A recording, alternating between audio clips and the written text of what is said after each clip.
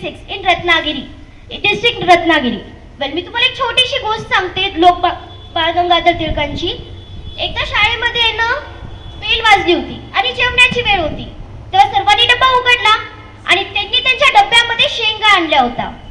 सर्वांनी डब्बा उघडला आणि लोकमान्य बाळ गंगाधर टिळकांचे सर्व शेंगे घेतले.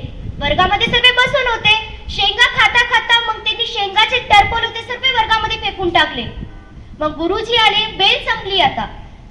गुरुजी आल्यानंतर मग म्हणले सर्व कचरा कोणी केलेला आहे इथलचा? तर कोणी काहीच म्हणलं नाही. डबल गुरुजींनी विचारलं. डबल म्हणाले कोणी काहीच बोललं नाही. कोणी एक नाही दोन नाही कोणी काहीच बोललं नाही. दुसरींदा विचारलं तिसरींदा विचारले कोणी काहीच सांगितलं नाही. गुरुजींनी पुन्हा एकदा म्हणलं बरं कोणीच सांगत नाहीये ना तुम्हाला शिक्षा भोगावंच लागेल. शिक्षा भोगण्यासाठी सर्वांनी आपले आपले झाडू घेतले आणि सर्व साफ करायला लागले. फक्त लोक गंगाधर बाळ टिळकांनी फक्त बसून होते. का? कारण त्यांनी चुकी केलीच नव्हती.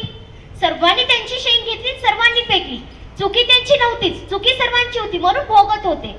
चुकी स्वतःची नसताना आपण बिनकामाचं भोगू नये. चुकी नव्हती म्हणून भोगली नाही. चुकी होती म्हणून त्यांनी त्याची शिक्षा भोगली. त्यांनी सांगितलेलं आहे की life is like a card. Selecting a right